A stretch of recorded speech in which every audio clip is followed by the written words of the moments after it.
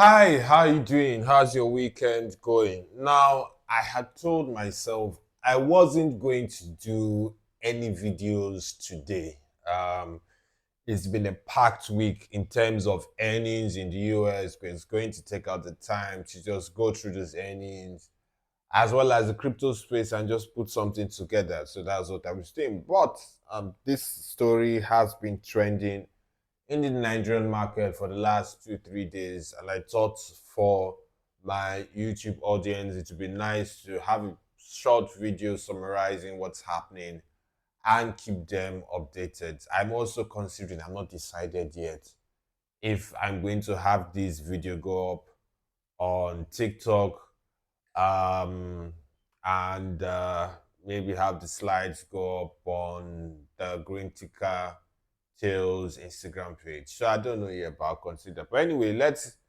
get right into it. So a few days ago, there was an off-market transaction in FirstHoldco shares. FirstHoldco is a parent company of the popular First Bank that you know. An off-market transaction simply means the transaction need to take place on the floor of the exchange. So how many shares were traded? 10.43 billion shares were traded in 31 deals at 31 naira in 17 deals, and that's a bit over 310 billion. Some calculations put it at around 320 billion, but like it's an off-market transaction, so I just like to air. And I've seen different calculations in terms of actual number of shares traded. So if you want to be simple, you can simply say, look, about 10.4 billion shares traded at 31 naira. So some people put it at 320, some people put it at over 300 billion. I've just decided to be conservative and say, look, it's traded at the shares traded at a bit over 310 billion in total. So initial media reports had it that Femi Otedola bought the shares. First Holdco yesterday after market hours came out with a statement to deny this. Now, in case you're wondering why the people think it was Otedola, I think owns probably over 10% of the bank. I would need to confirm. And just in case you are a fan of the website, I'd have a post on the website go up maybe in a couple of hours from now around midday, as well as have it a podcast episode on Spotify and everywhere you listen to. So that's why, and you can say you can kind of understand why people felt Otodola was the person who bought the shares because he's been very passionate about this stock, and I think has around 10%, a bit more than that of the shares so far issued by the firm. Now, some other media reports that came out after that were of the opinion that the shares were held by the federal government or an entity close to it in a trustee arrangement. The AGF, the Attorney General of the Federation, yesterday debunked this in a statement. Now, after market hours, like I said, First Holdco came out with a notice to say shares went bought by Otedola, the shares hadn't been held in a trustee arrangement. The sellers of the shares were Barbican Capital and affiliates. Barbican Capital, an investment vehicle controlled by Oba Otudeco.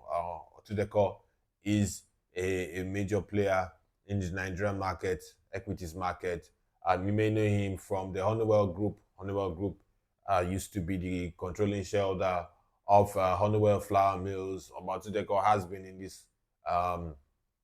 this stock for a couple of decades. I think if memory serves me correct, I think he was at a point in time the chairman of the holding company.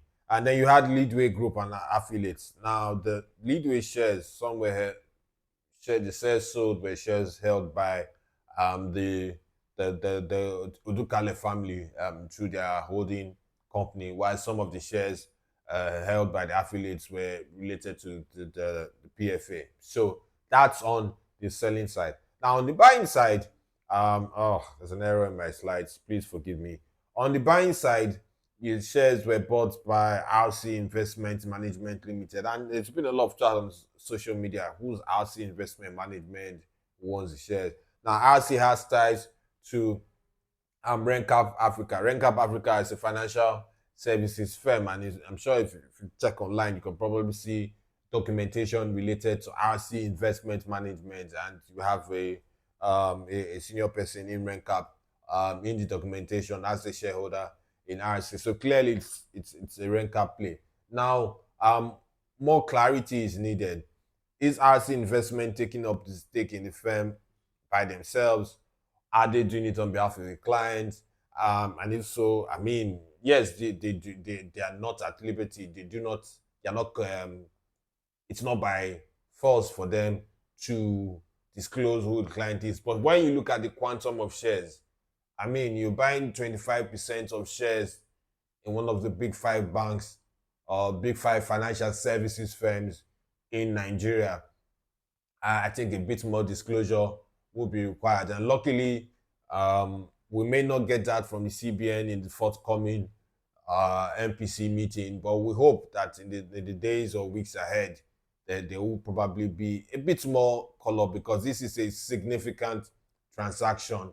I was reading somewhere that this is the biggest off-market transaction that has taken place on the exchange.